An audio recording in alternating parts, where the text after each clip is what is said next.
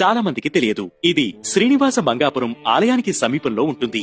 అలిపిరి మార్గంలో ఉన్న మొత్తం మెట్ల సంఖ్య కన్నా శ్రీవారి మెట్టు మార్గంలో ఉన్న మెట్లు చాలా తక్కువ.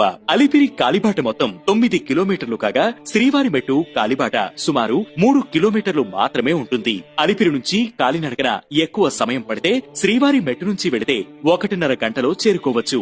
ఈ మార్గంలో రద్దీ ఉండదు. ప్రకృతి రమణీయతలతో కూడి ఉంటుంది. వెంకటేశ్వర స్వామి వివాహానంతరం 6 నెలల కాలం అగస్తిని ఆశ్రమంలో గడిపి ఈ దారి గుండా తిరుమల చేరుకున్నారని పురాణ కథలు చెబుతాయి. నడిరేయి జాములో అలివేలు మంగను చేరడానికి దిగివచ్చే స్వామి ఒక అడుగు ఈ శ్రీవారి మెట్టుపై వేసి 2వ అడుగు అలివేలు మంగాపురంలో వేస్తారని ప్రతీతి. చంద్రగిరి కోటను నిర్మించిన తర్వాత ఈ దారి వెలుగులోకి వచ్చింది. చంద్రగిరి రాజులు ఈ దారి గుండా ప్రయాణించి తిరుమల వెళ్లి శ్రీవారిని దర్శించుకునేవారట. శ్రీకృష్ణ దేవరాయలు కూడా శ్రీవారి దర్శనం కోసం చంద్రగిరిలో విడిది చేసి శ్రీవారి మెట్టుదారిలో 7 సార్లు వెళ్లి శ్రీవారిని దర్శించుకున్నారట. ఈ విధంగా శ్రీవారి మెట్టుదారి ప్రాచుర్యంలోకి వచ్చింది.